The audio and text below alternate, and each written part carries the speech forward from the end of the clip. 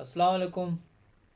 जैसे कि आपको पता है, क्रिकेट के हवाले से बहुत सारी न्यूज़ गर्दिश कर रही है। मेरे पास भी कुछ न्यूज़ है जो मैं आपसे शेयर करूंगा।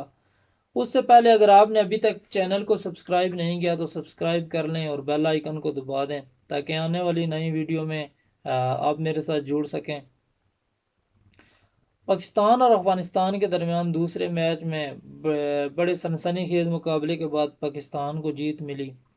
पाकिस्तानियों का और बहुत सारे लोगों का ये मानना है कि ये जीत बहुत बड़ी नहीं है, आखिरी विकेट पे जाके जीत आई है, लेकिन मेरा ये मानना है कि ये बहुत बड़ी जीत है पाकिस्तान के लिए। इस पे मज़ीद बात करेंगे। उससे पहले मैं आपको बता दूं कि पहले मैच में जिस तरीके से बॉलर्स ने उनको 54 रन पे आउट किया था, हारिस, नसीम और शहीन ने, उसके बाद इनका दबदबा पूरी दुनिया से बोल रहा था। और स्पेशली जो है इंडिया से बड़ा शोर आ रहा था कि ये बॉलर्स खा जाएंगे, फलां कर जाएंगे। लेकिन कल वाला जो मैच था उसमें अफगानी बल्लेबाजों ने बताया कि इतना भी खौफ मत खाओ और लोगों का डर थोड़ा दूर किया कि थोड़ी टेक्निक की ज़रूरत है और स्कोर करना बाकी कोई मुश्किल नहीं है। और गुरबाज ने और उसके साथ जो था उसने मिलकर एक पार्टनरशिप बिल्ड की। और शुरू में बिल्कुल वो स्लोली खेलते रहे और जब विकेट को उन्होंने पूरा रीड किया और उसके बाद फिर उन्होंने पिटाई शुरू की 25-30 ओवर के बाद। और 300 स्कोर जो था बहुत बड़ा स्कोर था पाकिस्तान के लिए। और मुझे नहीं लग रहा था कि, क्योंकि विकेट जो था वो स्पिन के मिजाज का विकेट था, स्पिन बॉलर्स के जो मिजाज का विकेट था। और मुझे नहीं लग रहा था कि पाकिस्तान 300 स्कोर पे पहुंच पाएगा।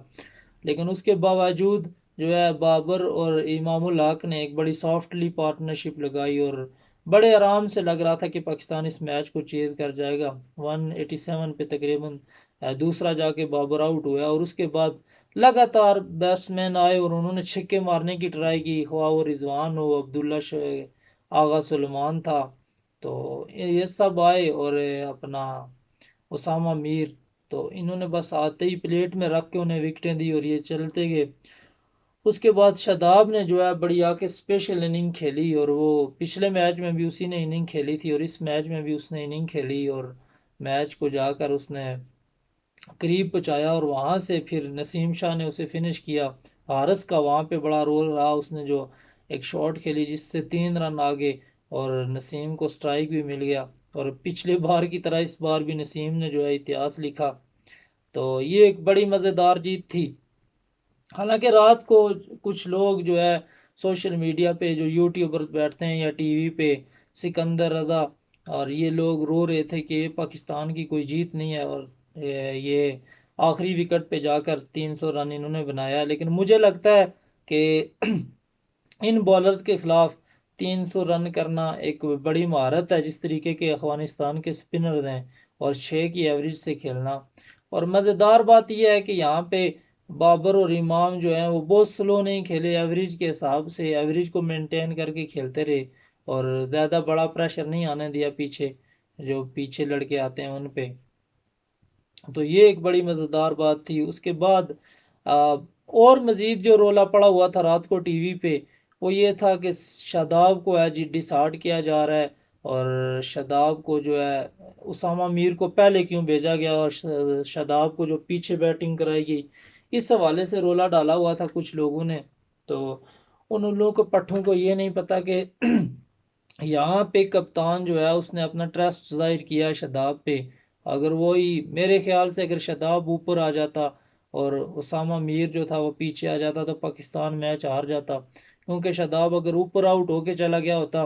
तो उसामा मीर पीछे इस तरीके से तकरीबन जो है, क्योंकि वो नया बच्चा है अभी, तो वो फिनिश नहीं कर पाता इतना स्कोर जिस तरीके से शादाब मेरे ख्याल से। बाकी क्योंकि अफगानिस्तान से भी रन अप बॉल ही सारे खेले हैं, गुरबाज ने 151 किया है तो वो भी रन अप बॉल ही खेला है, तो वो बारी कोई नहीं लगा सकता था। तो ये मेरे ख्याल से पाकिस्तान की बहुत बड़ी अचीवमेंट थी। और उसके बाद पाकिस्तान को जो बड़ा रिलीफ मिला है वो मेरे ख्याल से ये है कि वर्ल्ड कप के लिए पाकिस्तान को एक बहुत बड़ा रिलीफ मिला है, क्योंकि वर्ल्ड कप में भी माना यही जाता है कि इंडिया में भी स्पिनर्स का राज रहने वाला है और एशिया कप में भी स्पिन की मिजाज की विकेटें बनेंगी। तो अफगानिस्तान के पास जो स्पिनर्स हैं, मुझे नहीं लगता कि पूरी दुनिया में इस तरह के क्वालिटी स्पिनर्स मौजूद होंगे कहीं भी। तो इन स्पिनर के साथ अफ़गानिस्तान के ख़िलाफ़, क्योंकि ये जो 3 मैच हैं इनको मिला के 1-2 मैच एशिया कप में पाकिस्तान को मिलेंगे, तो वहाँ से पाकिस्तान को एक बहुत बड़ा रिलीफ मिलेगा और वर्ल्ड कप में इस रिलीफ का बहुत बड़ा फ़ायदा होगा किसी भी टीम के ख़िलाफ़, स्पेशली जो है अफ़गानिस्तान के ख़िलाफ़, क्योंकि चेन्नई में जो अफ़गानिस्तान के ख़िलाफ़ मैच रखा गया है वो रखा ही इसीलिए गया है कि वो विकेट जो है वो स्पिन को हेल्प करता है, और वहाँ पे इंडिया को ये लग रहा था कि शायद पाकिस्तान को डिस्टर्ब कर सकती है अफ़गानिस्तान, और ये पाकिस्तान के लिए बहुत बड़ा धचका साबित हो सकता था, जो कि अब मुझे नहीं लगता कि अब पाकिस्तान जो है वो अफ़गानिस्तान को वहाँ पे भी नज़दीक लगने देगी और बड़ी आसानी से वहाँ पे भी मैच निकालेगी, बल्कि उल्टा फ़ायदा रहेगा पूरे वर्ल्ड कप में इन मैचों का। तो ये एक बड़ी खुशाइन बात है पाकिस्तान के लिए। और हाईलाइट जो ये है कि बाबर फिर से स्पिनर के हाथों आउट हो गया, और स्पिनर ऐसे कि उसने स्लो वन किया था, स्लोअर बॉल था। वैसे भी पाकिस्तानी जो बल्लेबाज थे वो इंतज़ार ही करते रहे कि कब स्पिनर के ओवर ख़त्म होंगे और उसके बाद हम अपना जो है चार्ज शुरू करेंगे, लेकिन उनके जो फास्टर थे वो भी स्लो ही फेंकना शुरू हो गए थे, स्लो वन पे ही बाबर भी आउट हुए। और एक और हाईलाइट मैं आपको बता दूं, क्लियर करता चलूं कि राशिद खान जो है उन्होंने इमाम का कैच अपनी बॉल पे गिरा दिया था, एक बाबर का कैच भी उन्होंने गिराया, और उसके बाद वो इमाम को बड़ी आंखें दिखाते रहे, लेकिन इमाम ने उसे बड़ा इग्नोर किया। कई लोग ये कह रहे होते हैं कि इमाम डर गया था या कोई भी बल्लेबाज, लेकिन मैं आपको ये बात क्लियर करता चलूं कि बल्लेबाज कभी भी किसी बॉलर से डरता नहीं है, लेकिन वो बल्लेबाज हमेशा ये चाहता है कि वो किसी भी किस्म का एक्स्ट्रा प्रेशर या एक्स्ट्रा कोई बात बैटिंग के दौरान अपने जहन में ना लाए, जिससे उसका फोकस जो है बैटिंग से हट सके, या फिर क्योंकि बॉलर्स का ये काम होता है कि वो एग्रेशन दिखाते हैं, और ताकि बॉलर जो बैटर है वो प्रेशर में आकर शॉट खेले और जज्बाती होके तो वहाँ पे विकेट दे जाए, लेकिन ज़्यादातर जो बल्लेबाज होते हैं वो यही करते हैं कि बॉलर के एग्रेशन को जो है वो इग्नोर करके खेलते हैं, तो इसमें डरने वाली कोई बात नहीं होती। उसके बाद आकिब जावेद की तरफ से एक बड़ा घटिया सा बयान पिछले दिनों सामने आया था, वो आपसे मैं शेयर करता चलूँ कि आकिब जावेद ने एक बड़ी छोटी बात की थी कि जमान खान जो है वो नसीम शाह से बड़ा बेहतर बॉलर है। तो ये एक बड़ी ही घटिया किस्म की बात है, क्योंकि ऊपर से वर्ल्ड कप सर पे है, एशिया कप है, तो अपने प्रीमियम बॉलर का जो है वो मोराल डाउन करना, ये एक बड़ी नाकस, और इतना बड़ा एक कोच है, जाहिर सी बात है पाकिस्तान की जो सबसे बड़ी फ्रेंचाइज है, इसने पहले भी खैर बाबर के खिलाफ भी ऐसा ही कुछ बयान दिया था आज से साल पहले, तो नसीम शाह का उसे जवाब खैर मिल गया होगा। हालांकि नसीम शाह से जब रिपोर्टर ने पूछा कि आकिब जावेद ने ये कहा आपके बारे में, तो आप क्या कहना चाहते हैं, तो हालांकि उसकी उम्र भी छोटी है, 21-22 साल उसकी उम्र है, और उसने बड़ा मेच्योर जवाब दिया कि मैं अपना कंपैरिजन किसी से नहीं करता, पाकिस्तान में जितने भी बॉलर हैं वो मुझसे अच्छे हैं और मैं सबसे अपने आप को पीछे मानता हूँ। तो इस बात पे बड़ा अप्रिशिएट किया गया नसीम शाह को कि इस छोटी उम्र में उसने जिस तरीके से जवाब दिया आकिब जावेद को। आकिब जावेद तो खैर ऐसा बंदा है कि अगर इसके हाथ में हो तो ये पाकिस्तानी टीम का नाम भी पाकिस्तान कलंदर रख दे, इसे इतनी मोहब्बत है लाहौर कलंदर से। हालांकि कोई और होता आकिब जावेद की जगह, क्योंकि आकिब जावेद का आबदीदा ये कहाँ से हुआ, उसे गुस्सा यहाँ से आया कि जब एशिया कप और ये अफगानिस्तान सीरीज वाला स्क्वाड जो है अनाउंस हो रहा था, तो उससे एक दिन पहले लाहौर के अंदर ने रोला डाला हुआ था अपने इंस्टाग्राम के जो अकाउंट है उस पे और ट्विटर वगैरह पे, जमान खान की तस्वीरें वगैरह ये शेयर कर रहे थे, इन्हें लग रहा था कि शायद जमान खान का नाम आएगा, लेकिन वो वसीम का नाम आया। उसका रीज़न भी बाद में इमामुल हक ने बताया था कि उन्हें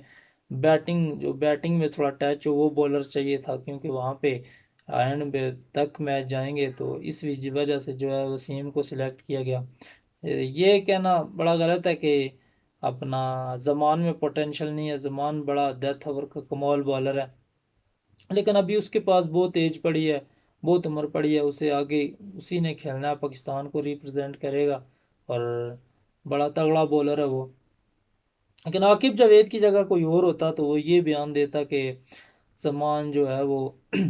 इस वक्त पाकिस्तान के जो बेस्ट बॉलर हैं जैसे नसीम है, हारिस है, शहीन है, उनके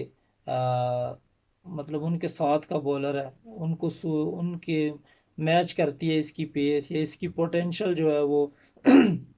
पाकिस्तान के जो बड़े बॉलर्स हैं उनके साथ मैच करती है। ये भी कह देता तो एक बड़ा अच्छा साइन जाता सबको। तो ये इसकी आदत खैर रहती है शुरू से बड़ी घटिया तरीन बातें करने की। उसके बाद मेरा दोस्त जो है उमर अकमल हुआ है, वो उसकी सुनने में आया कि वो नवाज शरीफ से मिलने लंदन गया था और वहाँ जाके उसने नवाज शरीफ को गिले वगैरह भी किए हैं। तो खैर उसने क्या गिले किए होंगे नवाज शरीफ को, यही कहा होगा कि मेरी कुछ सिलेक्टर से बात करें और मेरी सिलेक्शन पे गौर करें, इससे पहले कि मैं यहाँ से छोड़कर अमेरिका या यूएसए की तरफ खेलना चला जाऊँगा और पाकिस्तान की बड़ी बदनामी हो जाएगी।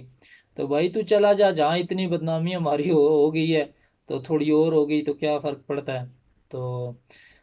खैर मेरे हिसाब से जो उमर अकमल है उनका फोकस जो है वो बाकी हर चीज़ पे रहता है सिवाय क्रिकेट गेम को छोड़कर। एक और हाईलाइट में देता चलूँ आपको, जो मोहम्मद हारिस है तो ये बड़ी जगह बना रहा है कप्तान के दिल में और सिलेक्टर्स के दिल में, और इसका बड़ा फ़ायदा भी होने वाला है। और मुझे लग रहा है कि वर्ल्ड कप में तकरीबन हारिस को चांस मिलने वाला है, ख्वाह वो इफ्तिखार की जगह मिले या रिजवान रिजवान की जगह खैर नहीं मिल पाएगा, लेकिन इफ्तिखार की जगह कहीं ना कहीं मुझे जो लग रहा है इसे सेटल किया जाएगा, क्योंकि आगा सलमान है उनके पास एक ऑफ स्पिनर और बॉलर पूरे हैं। तो इसका एक फ़ायदा भी बड़ा रहने वाला है, जो स्पेशली जो है बाबर को, इमाम को, क्योंकि बाबर को ये लगता है कि अगर ये 35-40 बॉलों में आकर तेज़ खेलता है तो 40-50 रन ये बना जाता है। तो उससे बाबर और इमाम को ये फ़ायदा है कि वो अपना जिस तरीके से इनिंग स्लोली बिल्ड करते हैं और पार्टनरशिप स्लोली लगाते हैं तो वो उनको स्पेशली अपनी इनिंग में फ़ायदा होगा। तो हारस कहीं ना कहीं जो है वो अपनी जगह बना रहा है। मज़ीद बातें भी हैं, आगे भी मैंने नोट्स तैयार किए हैं। अगली वीडियो में विराट कोहली का कुछ रोला पड़ा हुआ है उसके बारे में बात करेंगे। तो तब तक के लिए इजाज़त दीजिए। अल्लाह हाफिज़।